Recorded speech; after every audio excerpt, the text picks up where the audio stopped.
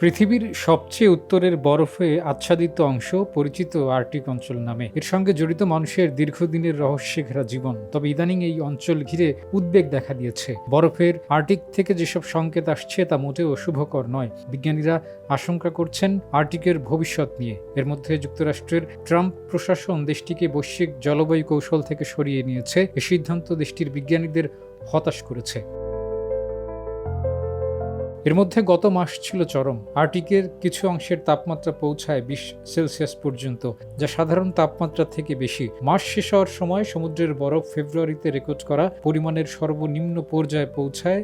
এ নিয়ে গত 3 মাস ধরে আর্কটিকের বরফ কমেছে। এ ঘটনা যখন ঘটছে তার আগের বছরে এই অঞ্চল থেকে উদ্বেগজনক খবর এসেছে, যার মধ্যে ছিল বন থেকে আসা আগুন এবং বরফ অঞ্চলে জমে থাকা মাটি গলে পৃথিবীর নিম্নভাগের দূষণকে শোষণ করা। মানুষ ক্রমাগতভাবে জীবাশ্ম তেল পুড়িয়ে ফেলতে থাকায় গত 2 দশক ধরে ক্ষয় হতে থাকা অঞ্চলটির বর্তমান অবস্থা একটি বিমর্ষ চিত্র দাঁড় করিয়েছে। আর্কটিক এখন নতুন একটা এলাকার মধ্যে সীমিত হয়ে এসেছে, যেখানে বরফ কমে যাওয়া, সামুদ্রিক তাপমাত্রা সবসময় রেকর্ড না ভাঙলেও অতীতের থেকে ধারাবাহিকভাবে তীব্র অবস্থার দিকে যাচ্ছে। ডিসেম্বরে প্রকাশিত জাতীয় সামুদ্রিক এবং আবহাওয়াগত প্রশাসনের বার্ষিক প্রতিবেদনে এসব তথ্য উঠে এসেছে। বৈশ্বিক আবহাওয়া নিয়ন্ত্রণ আর্কটিক অঞ্চলের ভূমিকা থাকায় এর প্রভাব বৈশ্বিক হবে। টুইলা মুন নামে জাতীয় তুষার এবং বরফ তথ্য কেন্দ্রের উপপ্রধান বিজ্ঞানী আর্কটিককে তুলনা করেছেন বিশ্বের শীতাতপ নিয়ন্ত্রণ ব্যবস্থার সঙ্গে। বরফ কমে যাওয়ায় বিশ্বের তাপমাত্রা বাড়ছে, সমুদ্রপৃষ্ঠের উচ্চতা বাড়ছে এবং আবহাওয়া খারাপ হচ্ছে। গত মাসে আর্কটিক সমুদ্রে বরফের পরিমাণ ছিল 13.7 মিলিয়ন স্কয়ার কিলোমিটার, যা 8% কম 1991 থেকে 2020 সালের ফেব্রুয়ারি মাসের গড় পরিমাণ থেকে।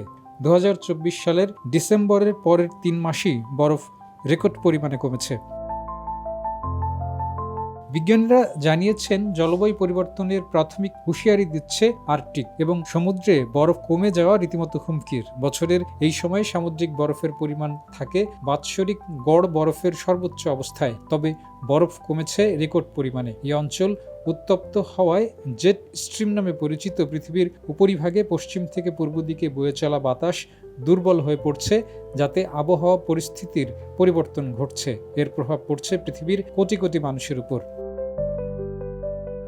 জেট স্ট্রিমের গতি কমে যাওয়ায় তার অবস্থান কালো বেশি সময় ধরে হচ্ছে, যাতে থেকেই উচ্চ তাপমাত্রা, শীত, খরা এবং ঝোড়ো অবস্থার তৈরি হচ্ছে। বিজ্ঞানীরা মনে করছেন, পৃথিবীর অভ্যন্তর থেকে উত্তপ্ত গ্যাস উত্তোলন বন্ধ করলে আর্কটিকের চলমান পরিবর্তন ঠেকানো সম্ভব। তবে তাতে কত শত বছর বা কত হাজার বছর সময় লাগবে তা নিশ্চিত নয়। কেউ কেউ বলছেন যে পরিবর্তন হয়েছে তা আর আগের অবস্থায় ফিরিয়ে নেওয়া সম্ভব নয়। একটি প্রতিবেদন বলছে 2050 সালেই আর্কটিকে আর কোনো বরফের দেখা মিলবে না।